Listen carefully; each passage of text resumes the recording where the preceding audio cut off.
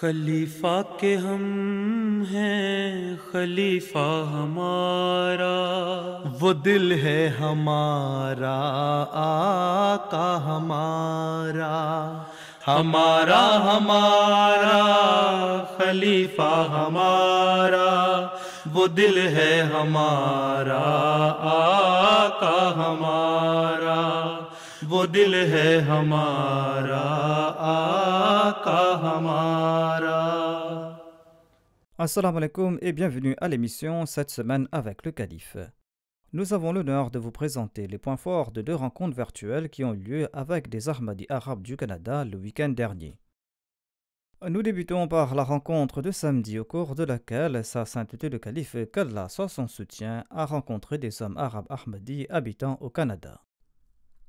Le week-end dernier, Sa Sainteté le Calife, qu'Allah soit son soutien, a tenu des réunions virtuelles avec deux délégations d'Ahmadis arabes vivant au Canada. Samedi, le Calife, qu'Allah soit son soutien, a rencontré une délégation d'hommes arabes Ahmadis et ceux présents ont pu poser une série de questions. السلام عليكم ورحمة الله حضرة أمير المؤمنين. وعليكم السلام. سؤالي هو: كيف يمكن لنا أن نحب الآخرين المختلفين عنا عقائدياً وأن نواسيهم بدون أن يدخلنا شيء من النفاق؟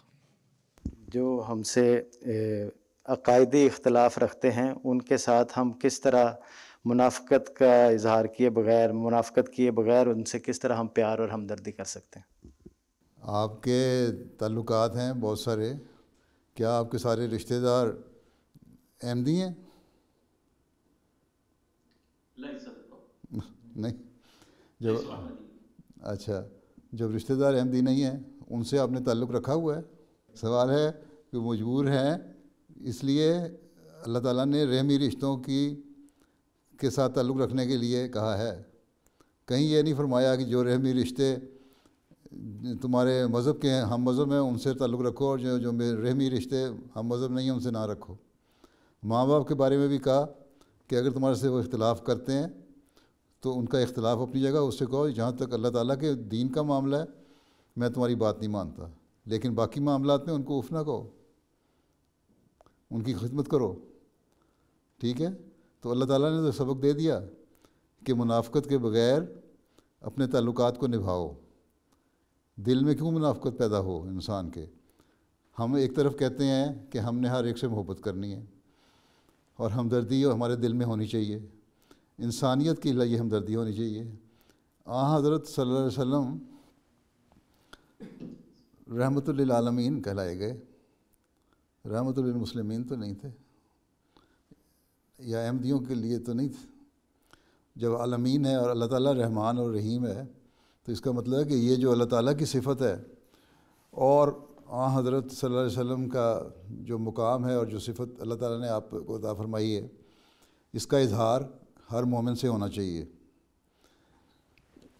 تو منافقت کا تو سوال ہی نہیں، منافقت تو ایک بہت بری چیز ہے۔ ہاں، اگر کوئی غلط بات دیکھیں تو جس طرح قرآن کریم نے کہا کہ ماں باپ کو بھی کہہ دو کہ اس بارے میں تمہاری تائید نہیں کر سکتا، ہاں میرے ماں باپ کی حیثیت سے، رشتہ داری نبھانے کی حیثیت سے تمہاری خدمت کرتا ہوں۔ اب دوست کو کہہ سکتے ہیں تمہارے دوست کے حیثیت سے تمہاری میں خدمت کروں گا۔ حضرت مسیح علیہ الصلوۃ والسلام نے فرمایا کہ اگر ہمارا کوئی دوست ہو، تعلق رکھنے والا ہو، وہ شراب پی کے کسی نالی میں گرا پڑا ہو تو ہم اس کو لے کے آئیں گے گھر، اس کی خدمت کریں گے، اور جب اس کو ہوش آئے گی تو خاموشی سے اس کو گھر سے باہر نکال دیں گے۔ تو یہ منافقت نہیں ہے، یہ انسانیت کی خدمت ہے جو ہمارا مقصد ہے۔ تو ہمیشہ یاد رکھیں کہ ایک مومن کا فرض یہ ہے کہ وہ انسانیت کی قدروں کو پہچاننے والا ہو۔ جب آپ انسانیت کی قدروں کو پہچانیں گے تو آپ میں منافقت نہیں ہوگی، آپ سچے دل سے انسان کی خدمت کر رہے ہوں گے۔ لیکن جہاں مذہب کا معاملہ آئے گا وہاں بغیر کسی لگی لپٹی کے، بغیر کسی منافقت کے، بغیر کسی مداحنت کے اس کو کہہ دیں گے کہ یہ میرے دین کا معاملہ ہے، اس میں تمہاری بات نہیں مان سکتا، ٹھیک ہے؟ اس لیے یہ آپ کا سوال ہی غلط ہے کہ ہم کس طرح کر سکتے ہیں۔ ہمارا تو مقصد ہی انسانیت کی خدمت ہے۔ ایک طرف ہم کہتے ہیں ہم انسانیت کی خدمت کرنے والے ہیں، ایک طرف کہتے ہیں منافقت کس طرح دور کریں، کیوں منافقت پیدا ہو دل میں؟ منافق تو بہت بڑی، سب سے بڑی برائی ہے۔ منافق تو آگ کے گڑھے میں گرنے والے لوگوں میں سے ہے۔ کس طرح ہم منافقت کر سکتے ہیں؟ یہ منافقت نہیں ہے کہ ہمارا دین کچھ اور ہے اور ہم اس سے ہنس کے باتیں کر رہے ہیں۔ اگر ہم ہنس کے بات کر رہے ہیں تو ایک انسان سمجھتے ہوئے باتیں کر رہے ہیں۔ اگر ہم خدمت کر رہے ہیں اس کی، تو ایک انسان کی خدمت کرنا ہمارا فرض ہے، بلکہ ہر اللہ کی مخلوق کا حق ادا کرنا ہمارا فرض ہے۔ ٹھیک ہے؟ تو یہ منافقت ہے ہی نہیں، یہ سوال ہی غلط ہے۔ جزاکم اللہ۔ السلام علیکم ورحمۃ اللہ وبرکاتہ، مولانا امیر المؤمنین۔ وعلیکم السلام ورحمۃ اللہ وبرکاتہ۔ نشهد في السنوات الأخيرة تغييرات عالمية جذرية في مختلف المجالات۔ کہتے ہیں کہ موجودہ چند سالوں میں عالمی سطح پر بہت زیادہ سیاسی، اقتصادی، معاشرتی اور ماحولیاتی تبدیلیاں ہوئی ہیں اور ہو رہی ہیں، جن سے کیا ترقی یافتہ اور کیا غریب اقوام سب متاثر ہوئی ہیں۔ مثلاً لاکھوں لوگ سیاسی نزاعات کی وجہ سے مر رہے ہیں، جیسے کہ مشرق وسطیٰ میں ہو رہا ہے۔ دیگر لوگ مختلف اقوام کے لالچ کی وجہ سے، اور کئی لوگ مختلف وباؤں جیسے کرونا وغیرہ کی وجہ سے مر رہے ہیں۔ سوال یہ ہے کہ یہ حالات کب تک چلیں گے، اور کیا ہم بدترین زمانے تک پہنچ گئے ہیں، یا اس سے بھی زیادہ برا زمانہ آگے آنے والا ہے؟ بات یہ ہے کہ یہ ایسا زمانہ ہی تھا جو آج سے 130 سال پہلے سے شروع ہوا، جب اللہ تعالیٰ نے اپنے وعدے کے مطابق مسیح موعود اور مہدی موعود کو بھیجا، اور حضرت صلی اللہ علیہ وسلم نے اس کی پیش گوئی فرمائی تھی۔ یہ زمانہ تھا، اور ان کے ماننے والوں کے لیے خوشخبری دی کہ وہ ان برائیوں سے اور مسائل سے بچ جائیں گے جو سچے مومن ہوں گے۔ یہ نہیں کہ صرف بیعت کرنا، اس لیے حضرت مسیح علیہ السلام لکھا ہے کہ صرف میری بیعت کرنا کافی نہیں، میری بیعت کے ساتھ میری جو شرائط ہیں ان پہ عمل کرنا بھی ضروری ہے۔ تو ایک تو یہ ہے کہ وہ زمانہ چل رہا ہے، ساتھ ہی اللہ تعالیٰ نے حضرت مسیح علیہ السلام کو بھی بذریعہ الہامات بہت ساری پیش گوئیاں فرمائیں۔ ان میں سے ہم دیکھتے ہیں کچھ پوری ہوئیں۔ جو حالات دنیا میں سے گزر رہی ہے، یہ تو ان حالات کا نتیجہ ہے جو دنیا کے اپنے عمل ہیں۔ اللہ تعالیٰ کا ایک قانون قدرت چلتا ہے، اور وہ قانون قدرت اپنا کام کر رہا ہے۔ ایک قانون شریعت چلتا ہے، اور وہ بھی اپنا کام کر رہا ہے۔ جب خدا تعالیٰ کو لوگ بھول جائیں گے اور پھر عملی طور پر بھی دنیاوی لحاظ سے بھی ایسی غلط کاموں میں پڑ جائیں گے، یا برے اپنے حل نکالنے شروع کر دیں گے اپنے مسائل کے، جن کے نتیجے بد نکلنے ہیں، تو پھر وہاں قانون قدرت بھی کام کرے گا، قانون شریعت بھی کام کرے گا، اور وہ کام کر رہا ہے۔ اب دنیا کی اکثریت جو ہے وہ خدا تعالیٰ کو بھول رہی ہے، اور جب خدا تعالیٰ کو بھول گئی تو پھر اللہ تعالیٰ سے مانگنے کا تو سوال نہیں رہا۔ دنیا سے وہ مانگنا چاہتے ہیں۔ سیاستدان ہے، وہ سمجھتا ہے کہ میری قوت جو ہے وہ عوام ہے، وہ اپنی قوت خدا کو نہیں سمجھتا، کیونکہ اس نے مجھے ووٹ دینا ہے۔ اور اسی طرح بزنس مین ہے، وہ سمجھتا ہے کہ میری قوت جو ہے عوام کو کسی طرح رام کرنا، چاہے میں غلط طریقے سے کروں، بدماشی پھیلا کے کروں، یا صحیح طریقے سے کروں، جو بھی غلط یا صحیح طریقہ جو ہے، جس کو انگریزی میں کہتے ہیں بائی ہوک اور بائی کروک، ہم نے مقصد حاصل کرنا ہے۔ ٹھیک؟ تو یہ چیزیں جب پیدا ہو جائیں گی تو اس کے جو منطقی نتیجے ہیں وہ ظاہر ہو رہے ہیں۔ لیکن ساتھ ہی ہمیں یہ امید بھی ہے کہ کیونکہ اللہ تعالیٰ نے حضرت مسیح علیہ السلام سے وعدہ فرمایا ہوا ہے، اس لیے اگر ہم لوگ صحیح ایمانداری سے اپنے فرائض پورے کرتے رہیں، اپنے ایمان پہ مضبوط رہیں، اپنے جو حق ہیں ہمارے وہ ادا کرتے رہیں، جو ہمارے فرائض ہیں ان کو ہم ادا کرتے رہیں، تو پھر انشاءاللہ یہ پیش گوئیاں ہمارے زمانے میں بھی پوری ہو جائیں گی، اور بجائے لمبا عرصہ ہونے کے حضرت موسیٰ کی قوم کی طرح لمبا عرصہ نہیں چلے گا، پھر بلکہ جلدی بھی پوری ہو سکتی ہیں، اور ہم دیکھ لیں گے کہ آہستہ آہستہ دنیا پھر اپنے پیدا کرنے والے خدا کی طرف آئے گی اور اس کو مانے گی. ٹھیک ہے، اس لیے میں تو اتنا نا امید نہیں ہوں اس بات پہ کہ اگر احمدی اپنے آپ کو بدلیں اور اپنا حق ادا کریں، خدا تعالیٰ کا جو ہم پر حق ہے اس کو ہم ادا کرنے والے ہوں، اور بندوں کے جو ہم حق ہیں ہمارے پر حق ہیں وہ ادا کرنے والے ہوں.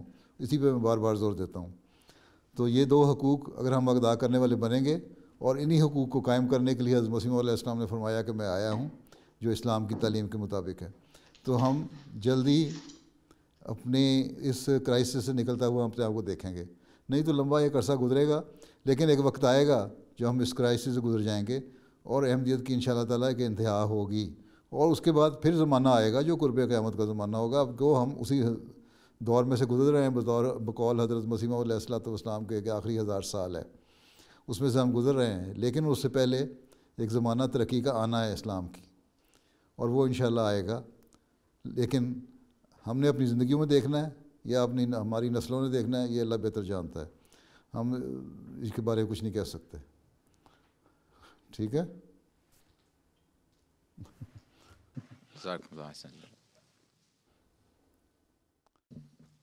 پیارے حضور، السلام علیکم ورحمۃ اللہ وبرکاتہ. وعلیکم السلام. میرا سوال یہ ہے کہ وہ کیا وجوہات ہیں جس کی وجہ سے عرب ممالک تباہ ہو رہی ہیں؟ اچھا، یہ اردو کہاں سے سیکھی ہے؟ حضور میں جامعہ میں پڑھ رہا ہوں. پڑھ رہے ہیں؟ کون سی کلاس میں؟ ثالثہ میں. ثالثہ میں؟ اچھا، ماشاءاللہ اچھی اردو آ گئی ثالثہ تک تو. جی، میں ایران کے جماعت سے میں ہوں. ایران سے؟ اچھا عقیل الخمیسی ایران سے. اچھا، تو فارسی کے قریب ہی ہے نا بعض الفاظ تو. جی. آج کل کے حالات ایسے نہیں ہیں کہ آپ ایران جا سکیں، اس لیے بیٹھے ہیں آرام سے. پہلی بات تو یہ ہے. ٹھیک ہے،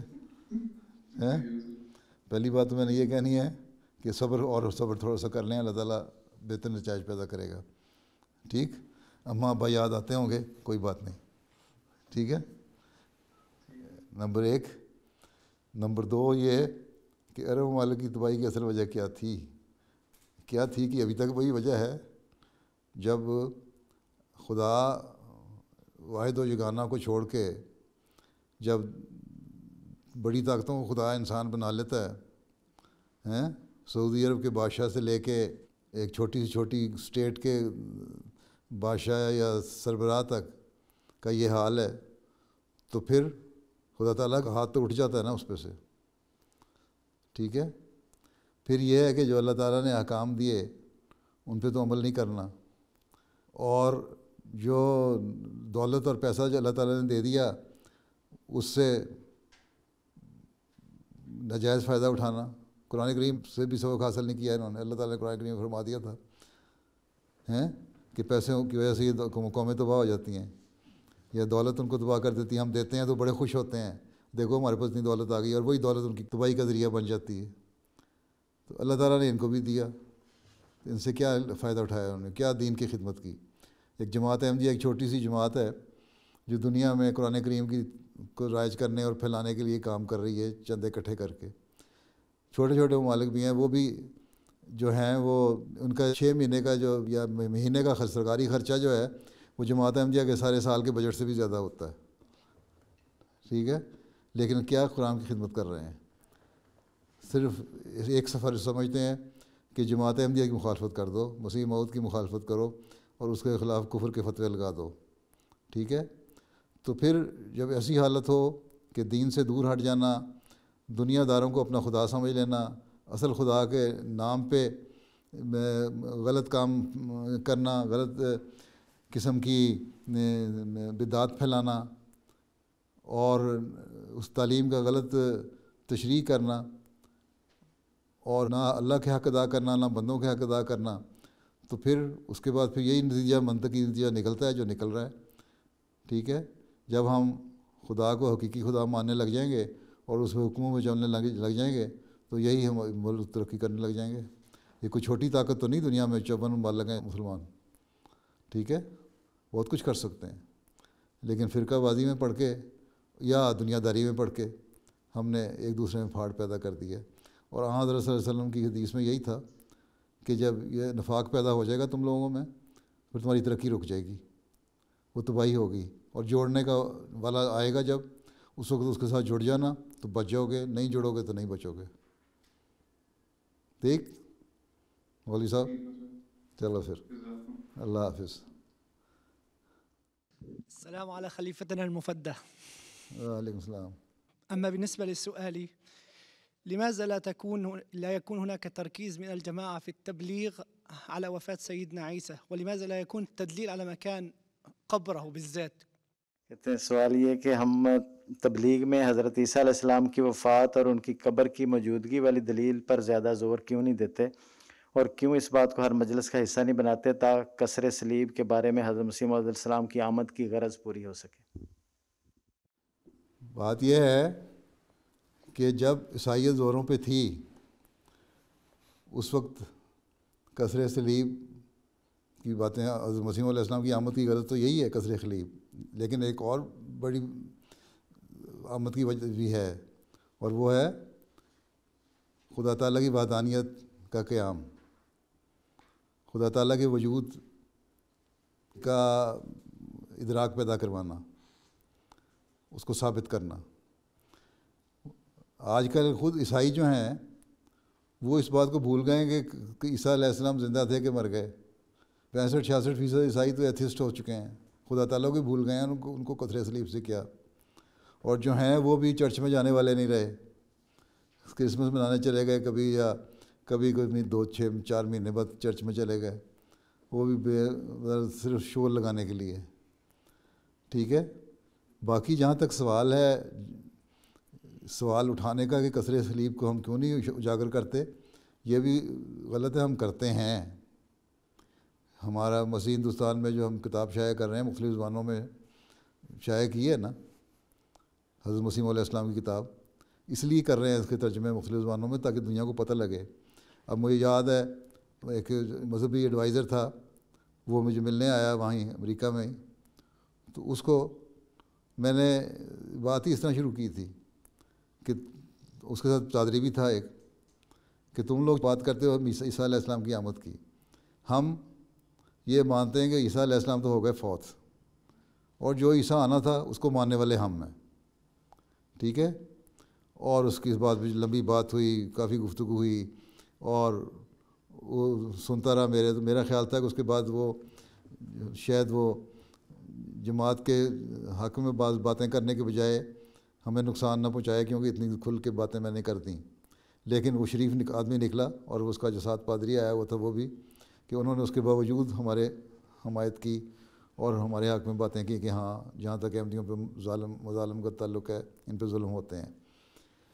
تو بہرحال جہاں ضرورت ہو وہاں عیسیٰ علیہ السلام کی بات بھی کی جاتی ہے، لیکن اس زمانے میں سب سے بڑا جو مسئلہ پیدا ہو چکا ہے وہ ہے خدا تعالیٰ کو بھولنے کا، دہریت کا، اور دہریت کے خلاف بھی حضرت مسیح نے لکھا ہے کہ میں دہریت کے خلاف بھی آیا ہوں۔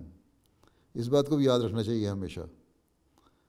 مسیح موعود نام تو ہم نے رکھ دیا، تو مہدی بھی نام ہے آپ کا، لیکن عیسائیوں میں کیونکہ ابھی بھی عیسائیت دنیا میں زیادہ ہے نام کے لحاظ سے، عمل کے لحاظ سے نہیں، اس لیے مسیح موعود کے جو دونوں کام ہیں نا، اور اس اللہ تعالیٰ کی وحدانیت کو قائم کرنا اور لوگوں میں پیار اور محبت کو پیدا کرنا، یہ اللہ تعالیٰ نے 2 میرے بڑے کام ہیں جس کے لیے میں آیا ہوں۔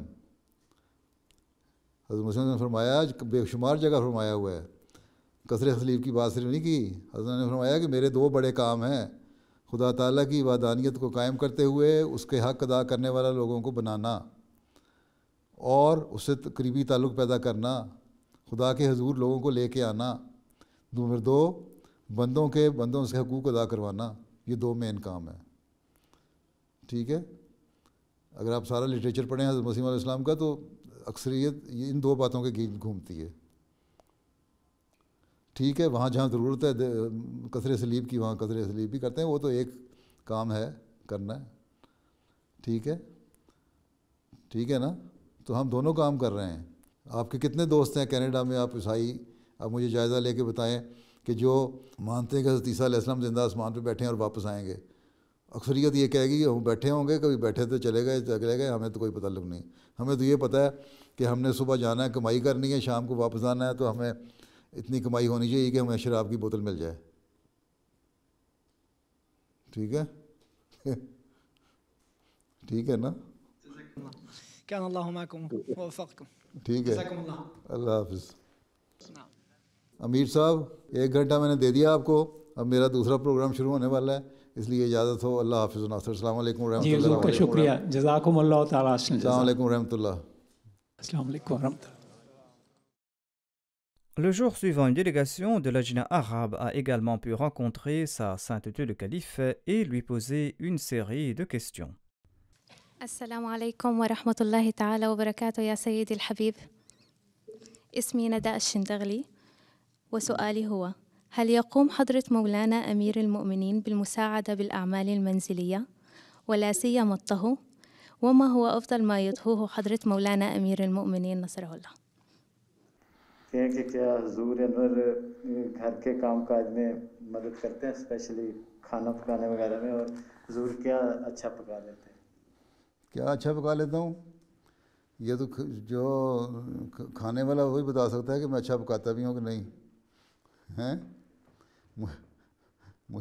میں اگر کچھ 2-4 چیزیں، اگر ہر چیز تو میں نہیں کہتا میں پکا سکتا ہوں، لیکن کبھی کبھی پکایا کرتا. اب تو مدتیں ہو گئیں، کبھی نہیں پکا سکا، وقت ہی نہیں ملتا ہیں. نہ آپ لوگوں سے فرصت ملتی ہے، نہ دفتری کاموں سے فرصت ملتی ہے، نہ لوگوں کے خطوط پڑھنے سے فرصت ملتی ہے کہ کر سکے. لیکن پھر بھی کبھی موقع مل جائے کوئی چھوٹے موٹے کام کرنے کا، اور اگر ضرورت ہو تو کر دیتا ہوں. ٹھیک ہے. اس لیے اکثر وہ مرد جو مصروفیت کا بہانہ کرتے ہیں، ان کے بہانے ہوتے ہیں، وہ ان کو مدد کرنی چاہیے اپنے گھروں میں. ٹھیک ہے. کہہ رہی ہیں کہ کیا ہم پرامن احتجاج جو ہے، مظاہرے، ان میں شامل ہو سکتے ہیں؟ یہ گارنٹی اگر ہو کہ پرامن احتجاج ہوگا اور آخر میں آ کے وہ توڑ پھوڑ اور شدت پسندی میں نہیں بدل جائے گا، تو کر سکتے ہیں، کوئی حرج نہیں اس میں کرنے میں. ٹھیک ہے. کشمیریوں کے حق میں بھی ایک دفعہ خلیفہ ثانی کے زمانے میں احتجاج ہوا تھا اس وقت، اور خلیفہ ثانی نے اس میں اجازت دی تھی، شامل ہو جاتے تھے. تو اگر پرامن احتجاج ہو اور کوئی توڑ پھوڑ نہ ہو، سرکاری املاک کا نقصان نہ پہنچایا جائے، اور قانون کے دائرے کے اندر رہتے ہوئے، جہاں ان ملکوں میں قانون بھی اجازت دیتا ہے احتجاج کی اور جلوسوں کی، پرامن جلوسوں کی، اس حد تک آپ کر سکتے ہیں، کوئی حرج نہیں ہے. کہتی ہیں کہ میری فیملی ڈاکٹر جو مصر سے ہیں اور عیسائی ہیں، ان سے اپوائنٹمنٹ تھی، تو انہوں نے مجھ سے پوچھا کہ کیا آپ وٹامن ڈی لیتی ہیں؟ تو میں نے کہا ہاں میں لیتی ہوں. انہوں نے کہا لیکن آپ کو عام لوگوں سے زیادہ لینی چاہیے، کیونکہ آپ حجاب پہنتی ہیں اور اس کی وجہ سے سورج کی شعاعیں آپ کی دل تک نہیں پہنچ سکتی. تو کہتی ہیں کہ میں سوال یہ ہے کہ کیا خدا تعالیٰ کوئی ایسا حکم دے سکتا ہے کہ جس میں ہماری صحت کے اصول کے خلاف؟ بات یہ ہے کہ سردیوں میں تو جب وٹامن ڈی کی زیادہ کمی ہو جاتی ہے، عموماً دن بھی وہاں چھوٹے ہوتے ہیں یورپ وغیرہ مغربی ممالک میں، اس وقت تو ان لوگوں نے بھی اپنے جسم کو ڈھانکا ہوتا ہے اور سورج نکلتا بھی نہیں اتنا زیادہ. اس وقت تو یہ لوگ بھی وٹامن ڈی لے رہے ہوتے ہیں. باقی رہ گئی گرمیوں کی باتیں. اس میں ہمارے جو چہرہ ہے آپ کا عموماً کافی حد تک ننگا ہوتا ہے، اور سورج کی شعاعیں صرف ایسی تو نہیں ہے کہ جو ڈائریکٹ جلد پہ پڑیں تو پھر ہی ہے. اب یہ لوگ وٹامن ڈی لینے کے نام پہ اور سن باتھ کے نام پہ بیچز پہ جا کے، سمندروں کے کنارے گرمیوں میں جا کے ننگے ہو کے لیٹ جاتے ہیں کہ ہم وٹامن ڈی لے رہے ہیں اور سورج کی شعاعیں لے رہے ہیں. تو یہ تو بے حیائی پھیلنے والی اور پھیلانے والی باتیں ہیں. اس کی اسلام اجازت نہیں دیتا. سورج کی جتنی ریکوائرمنٹ ہے وہ سورج میں کپڑوں سمیت بیٹھنے سے بھی پوری ہو جاتی ہے. آپ کا چہرہ تو ننگا ہوتا ہے، آپ کے ہاتھ بازو ننگے ہوتے ہیں، پاؤں آپ ننگے رکھتے ہیں، اور اسی میں وٹامن ڈی کی جتنی ریکوائرمنٹ ہے پوری ہو جاتی ہے. اللہ تعالیٰ نے اپنا نظام ایسا رکھا ہوا ہے. یہ صرف دنیا داری والی اور دجالی چال ہے کہ جی تم اگر یہ اس طرح کرو گی تو پھر تمہاری اندر وٹامن ڈی نہیں آئے گی. وہی شیطان کے ابھی ذکر ہوا رہا تھا نا، شیطان کے وسوسے ڈالنے والی بات. تو یہ شیطانی وسوسے ہیں جو پڑھے لکھے لوگ بھی ڈالتے ہیں، تو یہ باہر کے شیطان ہیں، ٹھیک ہے. اس لیے جو اتنی ریکوائرمنٹ آپ کی ہے وہ پوری ہوتی ہے. باقی سارا دن آپ گھر میں تو حجاب پہن کے نہیں بیٹھی ہوتی. گھر میں آپ کے کمرہ ہے، اس کی کھڑکیوں سے شیشوں سے دھوپ آ رہی ہوتی ہے. جب دھوپ آ رہی ہے وہاں آپ بیٹھ کے دھوپ لے سکتی ہیں. کپڑے لائٹ کپڑے پہنے ہوتے ہیں، اس میں آپ بیٹھی ہوتی ہیں. جب باہر جانا ہے حجاب لینے کا یا کوٹ پہننے کا یا پردہ کرنے کا حکم تو باہر کے لیے ہے. گھر میں اگر کوئی نامحرم ہے تو اور بات ہے، ادروائز تو یہی ہے کہ ہم ریلیکس کپڑوں میں پھر سکتی ہیں. اور بے شک اپنے سروں سے اوڑھنیاں بھی اتاری ہوتی ہیں، کوئی ایسی بات نہیں ہے. تو ڈھیلے لباس بھی ہوتے ہیں گھروں میں. اور وہ جو لباس ایک آدھی قمیض پہنی ہوتی ہے وہ کافی ہوتی ہے سورج کی شعاؤں کو لینے کے لیے.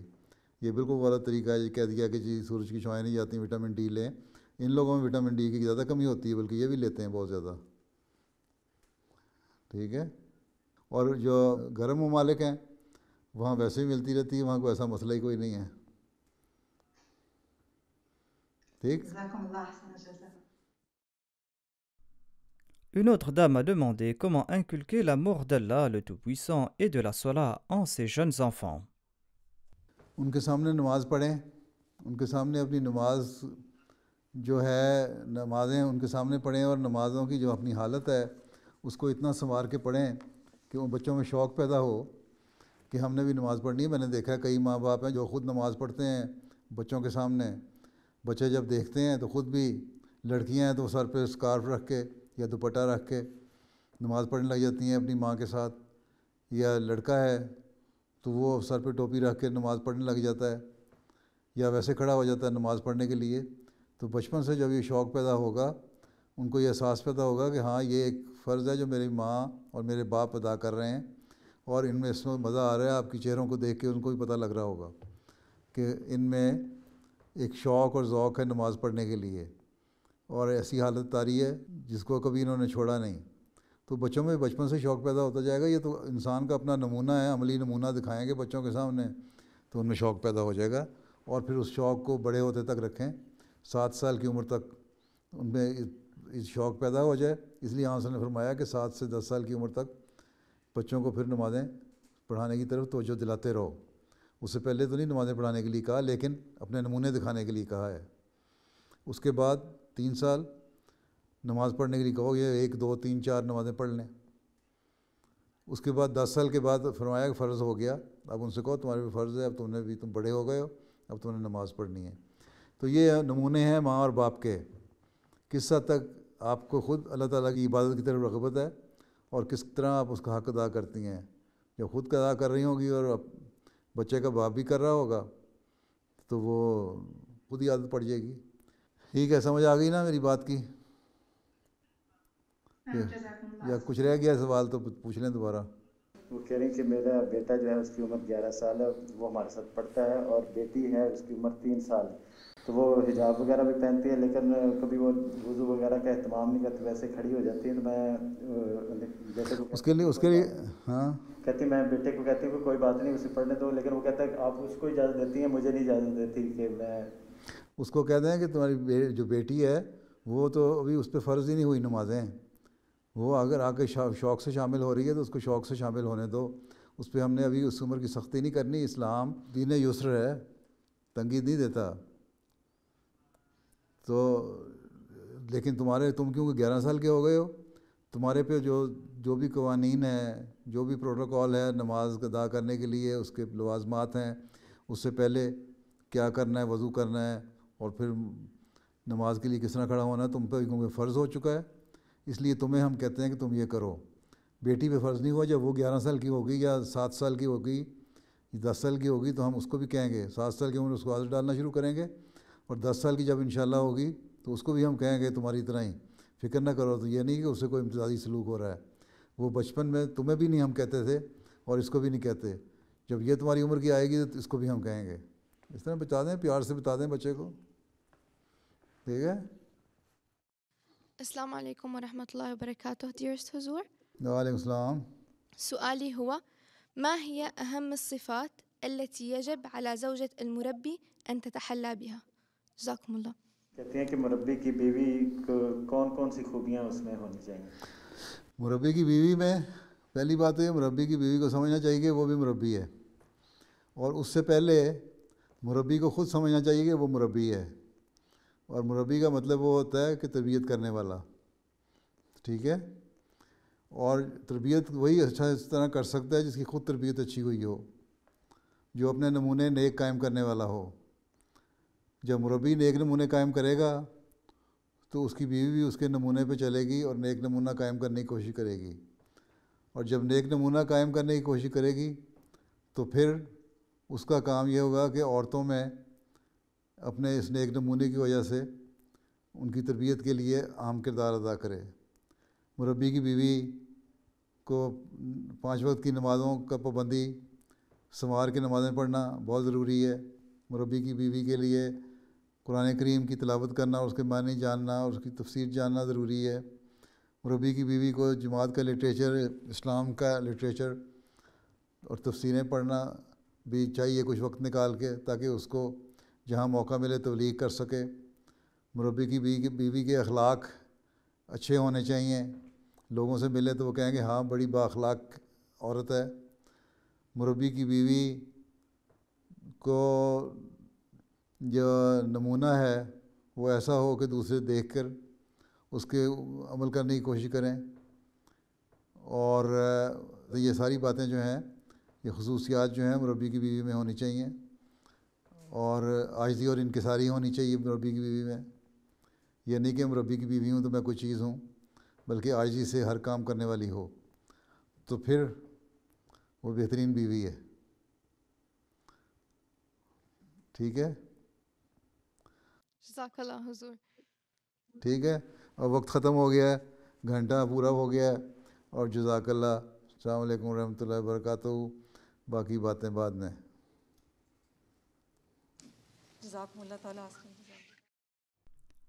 C'était là les points forts de 2 rencontres virtuelles qui ont eu lieu le week-end dernier. Nous terminons maintenant par un extrait du dernier sermon du vendredi. Dans son dernier sermon du vendredi, Sa Sainteté le Calife a continué sa série de sermons sur les compagnons ayant pris part à la bataille de Badr. Vers la fin de son sermon, Sa Sainteté le Calife, qu'Allah soit son soutien, a sollicité des prières pour les Ahmadis du monde entier. آج میں افغانستان کے احمدیوں کے لیے دعا کے لیے بھی کہنا چاہتا ہوں۔ بہت تکلیف میں گزر رہے ہیں، بعض گرفتاریاں بھی ہوئی ہیں، عورتیں بچے بڑے پریشان ہیں گھروں میں اپنے، جو باہر ہیں مرد جو گرفتار نہیں ہوئے وہ بھی بے گھر ہوئے ہیں، کیونکہ خطرہ ہے کہ گرفتاریاں نہ ہو جائیں۔ اللہ تعالیٰ ان کے لیے آسانیاں پیدا فرمائے اور ان کو اس مشکل سے نکالے۔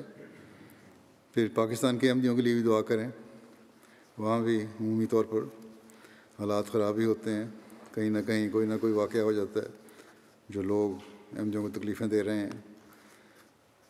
اسی طرح مجموعی طور پر بھی دعا کریں، اللہ تعالیٰ دنیا کو حضرت مسیح موعود علیہ الصلوۃ والسلام کو پہچاننے کی توفیق عطا فرمائے اور ہر شر کو ختم کرے، اور دنیا اپنے پیدا کرنے والے کی حقیقت کو پہچان لے۔